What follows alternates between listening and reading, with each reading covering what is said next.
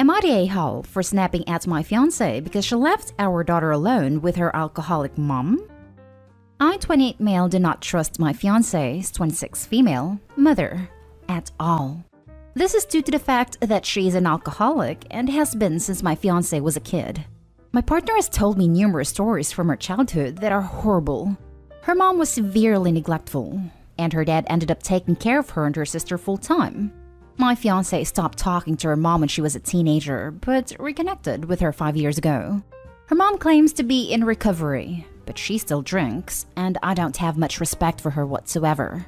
My fiancé and I have a 14-month-old daughter. I made it clear from the start of her pregnancy that when our child is born, I want her mother to have limited contact, and is under no circumstance allowed to be around our kid unsupervised. My fiancé agreed to this, and so far has abided. That is, until yesterday when I came home from work and found my fiancé's mom and my daughter together, alone.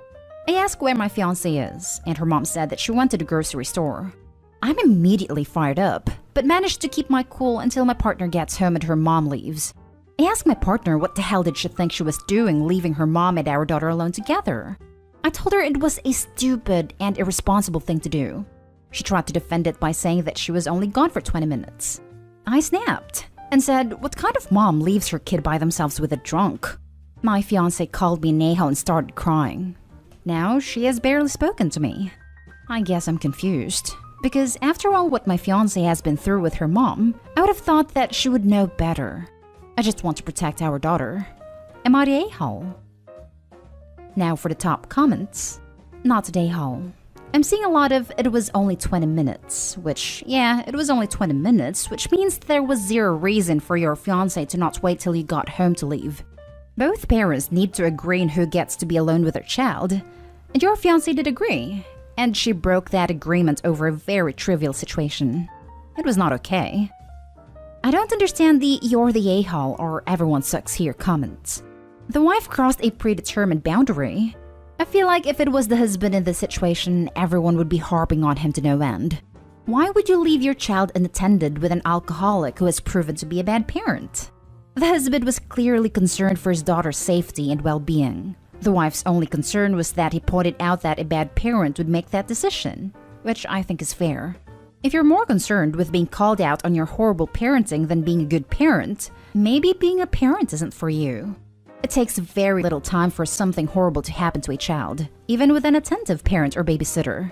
Example, drownings or running outside into the street. Not the a-hole. You're concerned for your daughter.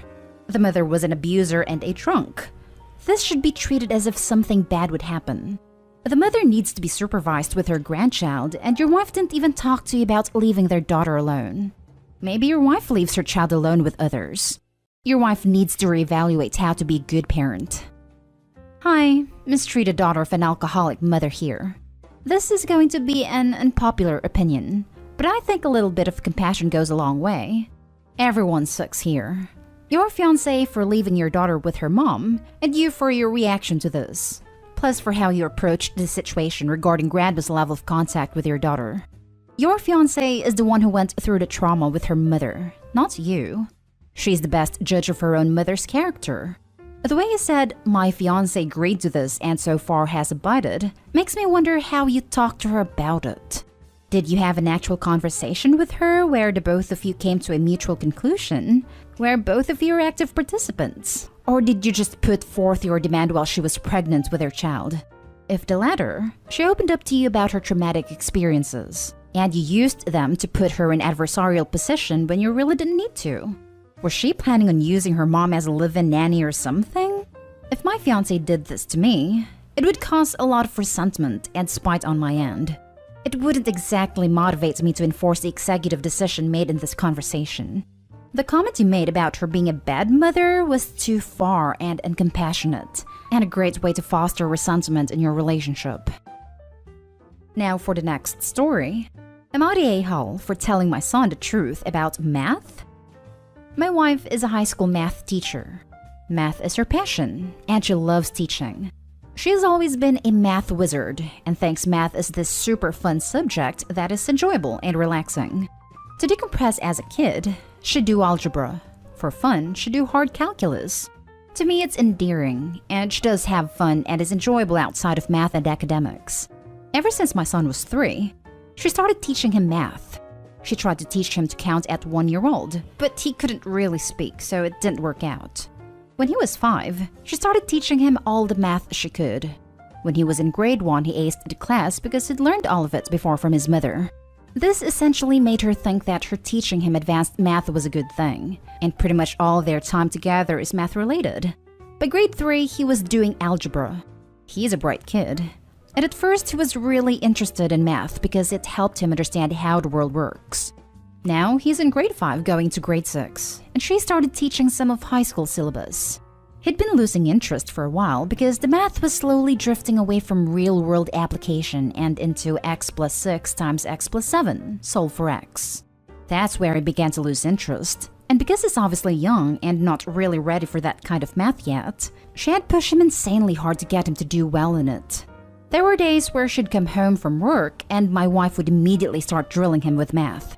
Recently, there's been several fights because he wanted to go play video games with his friends instead of doing math.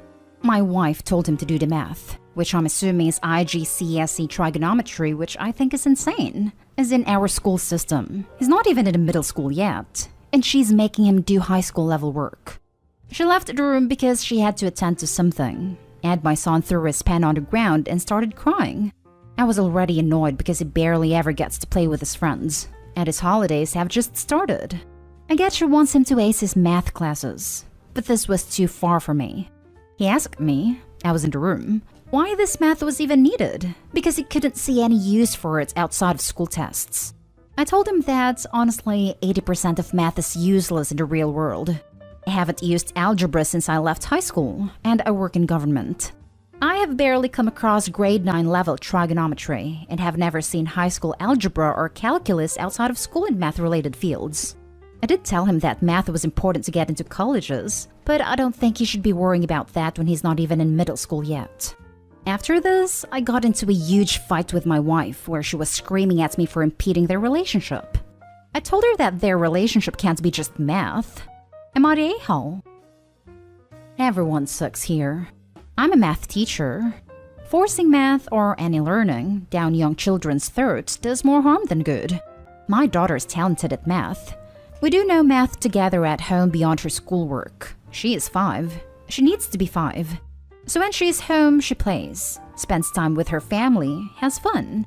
However, I can't tell you how bloody difficult it is to teach a child at secondary level who has a commentary from home of, math is pointless, you'll never need this, etc. As soon as a kid says, well, my mom/dad says, my heart sinks. Math has many real-world applications, and honestly, even if those aren't things the person wants to do, a whole load more doors are open to the student who has gained a decent math grade in GCSE. You and your wife need to sort yourselves out. Between you, you are entirely sabotaging his education. Her by making him resent it, you by undermining its importance. Right? The mom is an A for her pressuring the kid, but OP, times are changing. Would your son ever like to go anywhere in academia or STEM? Would he ever like to learn a trade like electrician or plumber? What about anything to do with computers? Whether that is a practical side or software? Pilot? Engineer? Architect? Data analyst? Anything to do with logistics? Then he will need math.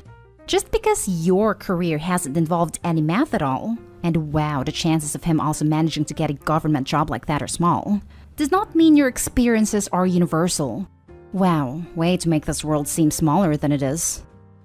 I wish health professionals were taught better math, because the amount of peers I saw spewing statistical BS during the COVID crapstorm is far too high.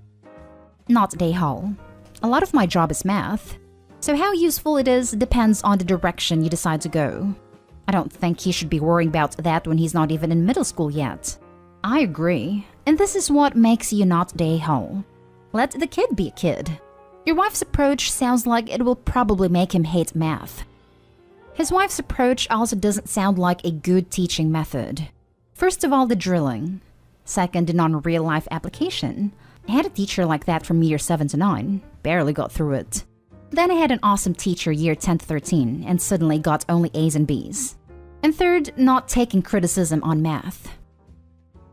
Next story. Am I the a-hole for telling my daughter we're having financial problems? I, 36 female, adopted my niece, Haley, 8 female, when she was 14 months old. Haley is beautiful, kind, and smart, and is the best thing that ever happened to me. I own my own restaurant, and the shutdowns affected us, but I rent out a few houses and apartments, so I still had an income. And my best friend, Amy, 36 female, and her daughter Grace, 7 female, moved in with us in January because she wanted to go back to school and wanted to save money. This arrangement was perfect because with her school schedule and my work schedule, one of us was always home with the girls, and we rarely had to pay for childcare. Now, between my restaurant, the rent from the houses and apartments, and some investments, Haley and I were pretty comfortable. There was recently a fire at my restaurant, and we're going to be out of business for a while. On top of that, one of my apartments flooded, and the repairs aren't cheap. Haley walked in on me and Amy talking about our financial situation and budgeting. She asked what we were doing, and I said that Amy and I were trying to find ways that we could save money. She asked why we were doing that, and I told her that with the fire and flood, money's tight right now, and told her that we'll be okay in a few months. She asked a few questions and offered to sell some of her toys and set up a lemonade stand to help out. I explained that this is between the grown-ups, and that we just won't be able to go toy shopping or go out to eat too often, and we may have to postpone our trip to Disneyland. She said okay and went back to her room. The second Haley left, Amy laid into me for telling Haley about my financial situation and said that she's too young to know these things. In my opinion, telling an 8-year-old mommy's not making that much money right now so we can't go out to eat or get new toys that much, everything's gonna go back to normal in a few months, isn't going to scar them for life. Am I the a-hole for telling my daughter that we're having financial problems? Not the a-hole. Kids pick up on things. You explained she had no reason to be concerned about food, shelter, or other necessities, just that you'd need to be more careful with money. What you described sounded age-appropriate and reassuring to me. Follow-up with her is needed to make sure she's okay and not overly worried. I'll definitely check on her and make sure that she's okay, but right now she seems perfectly happy. I'm sure she's absolutely fine. What you said sounds perfectly reasonable and age-appropriate. I'd definitely follow up with a conversation about how you appreciate her offer. Not a hole at all. Not a hole. She's asked a few questions and offered to sell some of her toys and set up a lemonade stand to help out. She clearly understands how income and savings work. So no, she's obviously not too young. Haley would have picked up on what was going on. Kids realize a lot more than people give them credit for. The honesty will go a long way here, and will keep her from worrying about something she didn't need to. Not a hole. I think you offered an excellent age-appropriate answer to your daughter's question. You also showed her you would always be honest when she asks you something. Plus, Amy has zero say in how you raise your own daughter. Not a hole. This is how you teach kids how the world works. Sometimes the extras need to be cut back, so the necessities can comfortably be affordable. Budgeting and belt tightening. And also how you boost her confidence in you and your ability to provide during times of crisis. You explained in kid-appropriate language. You didn't catastrophize. You assured her you had it handled. Perfectly done. Last story is titled, Am I the a-hole for wanting to elope after my parents cut my wedding budget in half? I'm recently engaged and I've started planning my wedding. I'm the only girl and my parents make good money, about $450,000 yearly, so they've always said they'd pay for my wedding when I decide to get married. I set my budget around $25,000 and started getting estimates on venue, photographer, videographer, etc. My dad said the budget was $40,000, which I knew I'd be way below, so I wouldn't have to stress about DIYing the whole thing and enjoy the planning process. My mom has consistently pushed me to cut corners and have a cheaper wedding, and said she'd give me a few thousands as a gift if I do.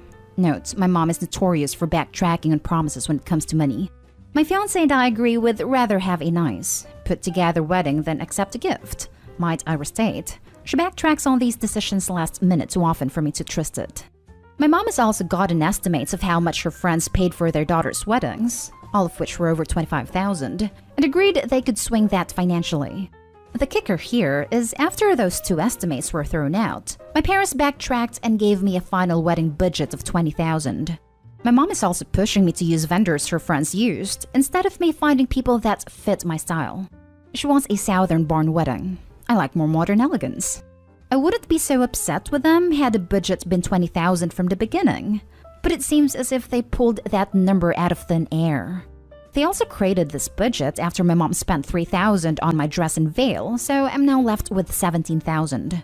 Another issue I have is, they have no problem buying baseball tickets for $200 a piece and spending $100+ on dinner multiple nights a week. They also just bought one of my younger brothers a car. He's in his junior year of college. My fiancé and I are long distance and will be until we're married. And when I told my mom I'd rather elope than dance around a wedding budget and not be able to enjoy my day, she flipped. She's pretty much refusing to let me elope. And when I told her to plan the wedding herself because she's being so picky, she had a problem with that too. I feel as if there's no winning in this situation. Quite frankly, I just want to be married to the man I love instead of arguing over wedding budgets with my parents. Everyone sucks here. Sorry, but you sound incredibly entitled whinging about your parents only giving you $20,000 for a single-day event. That's an annual salary for some people. Your mom is being overly pushy, which I can imagine is really annoying. If she offered to pay for a wedding as a gift, then it should be yours to design. If you want to elope, then do it. Edit. Some people seem to be getting really annoyed with the judgment I have made. But there is no denying the mom is an a-hole for being so controlling and changing the budget. But I stand by my statement that OP sounds entitled, and that makes this a solid everyone sucks here for me. Especially when they say they have an issue with parents spending $100 on a meal. While I understand and agree that this is insanely expensive wedding is a clear example of entitlement, OP is not the a-hole in this situation. OP's parents gave them an original budget, one that was $15,000 above what they were planning on using. Then after planning begun, the parents went back on their word and cut the budget in half. It doesn't matter if the original budget was $40,000 or $4,000, they still went back on a promise and are trying to control OP's wedding. Also, the fact that OP is perfectly fine with just eloping rather than spending so much money on something they don't want proves not the a-hole even further. They'd be spending maybe $1,000 rather than thousands. She's pretty much refusing to let me elope. Lol. And how will she stop you? Not the a-hole at all. If you and your partner want to elope, then go for it. It's about the two of you and no one else. If other people are making the whole wedding thing into a nightmare of drama and BS, then eloping sounds like a pretty good idea to me. Right? You don't need your parents' permission to elope. In fact, it wouldn't be eloping if you had their permission.